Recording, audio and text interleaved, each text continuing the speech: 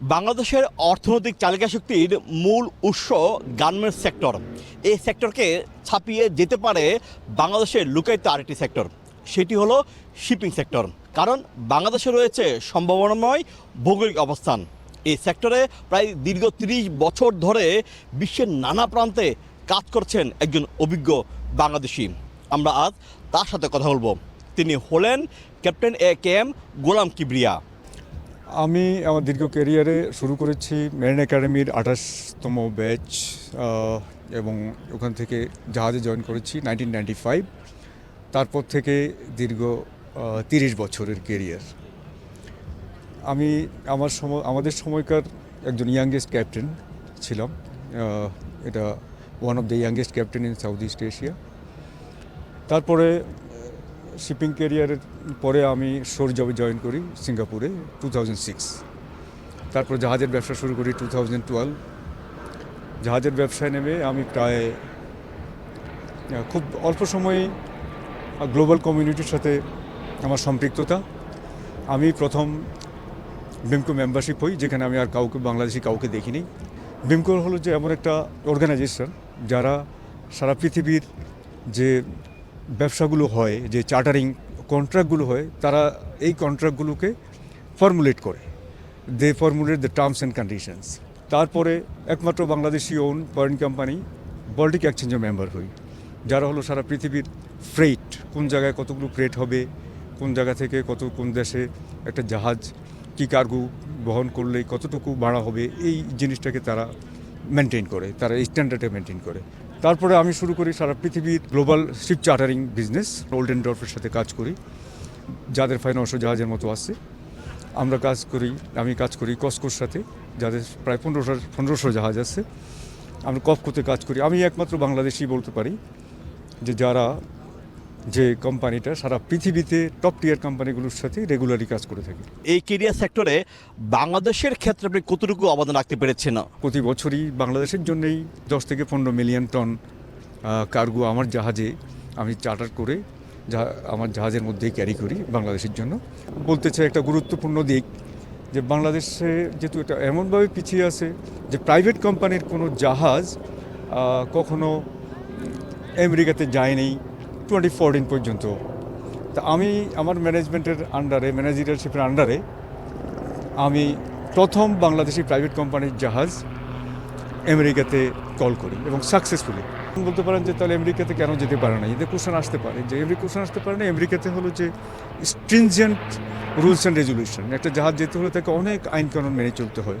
তো এই ক্ষেত্রে বাংলাদেশ আসলে মোটেই জানতো না। বাংলাদেশ প্রাইভেট কোম্পানিগুলো ওই জন্য যাওয়ার সাহসও করতো না, কারণ একবার যদি ওখানে যায় এবং রুলস রেজুলেশনগুলোকে কমপ্লাই করতে না পারে, তাহলে ও কোম্পানিটা ব্ল্যাক লিস্ট হয়ে যায়, ওটার সেকেন্ড টাইম ব্যবসা করতে পারবে না ওইদিকে। বাংলাদেশ এই সেক্টরে খুব পিছিয়ে রয়েছে।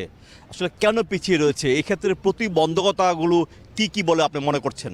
সারা পৃথিবীতে এখন টপ ম্যারিটাইম সিটি হিসাবে আছে সিঙ্গাপুর। তো সিঙ্গাপুর কেন এগিয়ে আছে? স্টাডি করে দেখা গেল যে কয়েকটা পয়েন্ট। এর মধ্যে নাম্বার 1 হলো পলিটিক্যাল স্ট্যাবিলিটি, নাম্বার 2 হলো পলিটিক্যাল এবং ইকোনমিক্যাল ট্রান্সপারেন্সি, নাম্বার 3 যদি দেওয়া হয় গভর্নমেন্ট সাপোর্ট, নাম্বার 4 মেরিটোক্রেটিক এডুকেশন এবং মেরিটোক্রেটিক ক্যারিয়ার।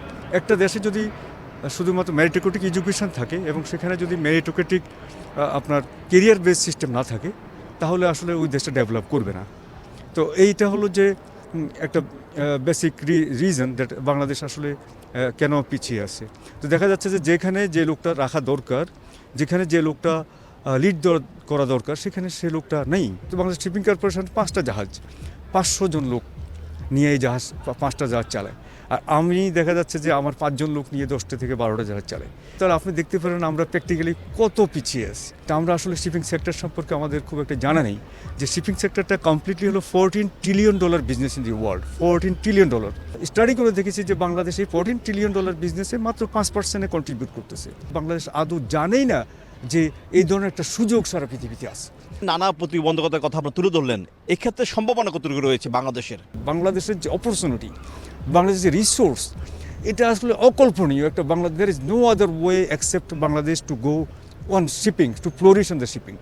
তো বাংলাদেশ দেখা যাচ্ছে যে অনেক অনেক অনেক পিছিয়ে আছে কিন্তু এখন আমাদের সময় এসেছে যে চোখ কান খোলার, আমাদের দেখার যে আসলে পৃথিবীতে যদি আমরা এইটাতে এই সেক্টরে যদি আমরা না ঢুকতে পারি, এই সেক্টরে যদি আমরা প্রবেশ করতে না পারি, তাহলে এই $14 ট্রিলিয়ন বিজনেস আমাদের হাতছাড়া হয়ে যাবে। যার জন্য আমাদের উচিত হলো যে ইমিডিয়েটলি একটা সমুদ্র যে সুযোগগুলো আছে, এই সুযোগগুলোকে আমাদের কাছে একটা সম্ভাবনা খাত সৃষ্টি করা। আমি এটা নিয়ে যে স্টাডি করেছি, দেখুন আমার এই দীর্ঘ 30টি বছরের সারা পৃথিবীর সাথে যে আমাদের গ্লোবাল ট্রেডের ক্ষেত্রে আপনি ধরুন, আমি ওয়ার্ল্ডের সাথে ব্যবসা করার ফলে আমার ডিপ আন্ডারস্ট্যান্ডিং হয়েছে এবার দ্য স্ট্র্যাটেজি অফ শিপিং। যেমন আমি কমপ্লেক্সিটি বুঝি, চ্যালেঞ্জগুলো বুঝি, কি অপরচুনিটি বুঝি, ওয়ার্ল্ডের কোন দেশ কীভাবে কাজ করে। আমি সিঙ্গাপুরে 18 বছর সিঙ্গাপুরের মডেল দেখেছি, কোরিয়ার সাথে ব্যবসা করি কোরিয়ান মডেল দেখেছি, আমি গ্রিকের সাথে ব্যবসা করি গ্রিক মডেল দেখেছি, আমি ইউকের সাথে ব্যবসা করি ইউকের মডেল দেখেছি। আমি ওয়ার্ল্ডের প্রায় 40-50টা দেশের মডেল দেখে আমি যেটা বুঝতে পেরেছি, অল টুগেদার সব কিছুকে মিলে যদি আমরা বাংলাদেশ মডেল করতে পারি, এবং এটা আরএমজির মতো একটা আরএমজির মতো যেরকম আপনার দরকার লজিস্টিক, আপনার দরকার ম্যান পাওয়ার, আপনার দরকার মানি, আপনার দরকার ল্যান্ড। আমি শুধু সিম্পলি প্র্যাকটিক্যালি বলবো যে বাংলাদেশে যেমন আমি আমার যখন ব্যবসা শুরু করি অষ্টম মানে 8th ইয়ার্সে আমি 100 মিলিয়ন টার্ন ওভারে পড়ছি। আমি জাস্ট সোজা কথা বলি যে 8th ইয়ার্সে আমি $100 মিলিয়ন টার্ন ওভার করতে পেরেছি। তো আমার মতো যদি দেখুন যে 100 জনকে দিয়ে আমি সৃষ্টি করতে পারি বাংলাদেশে, তখন সে করবে $10 বিলিয়ন।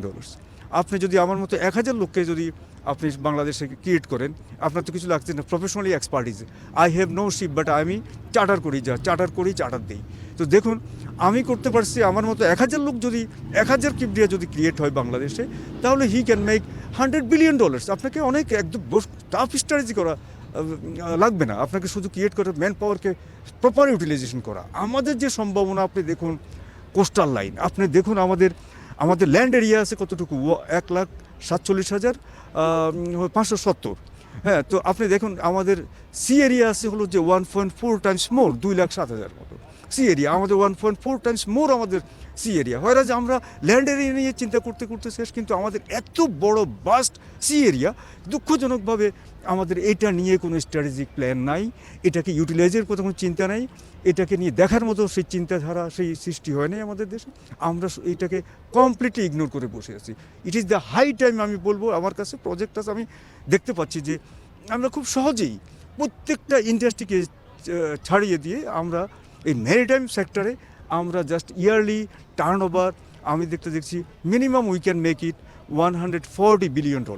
আমাদের কোস্টাল 580 কিলোমিটারের মতো, আর আপনি সিঙ্গাপুরে যান 193। আমাদের এত বড় কোস্টলাইন, কিন্তু আমরা এই কোস্টলাইনকে প্রপারলি ইউটিলাইজ করতে চিন্তাও করিনি। তারপরে ম্যান পাওয়ার, আমাদের এত ম্যান পাওয়ার, কিন্তু আমরা প্রফেশনাল ডেভেলপ করতে পারিনি।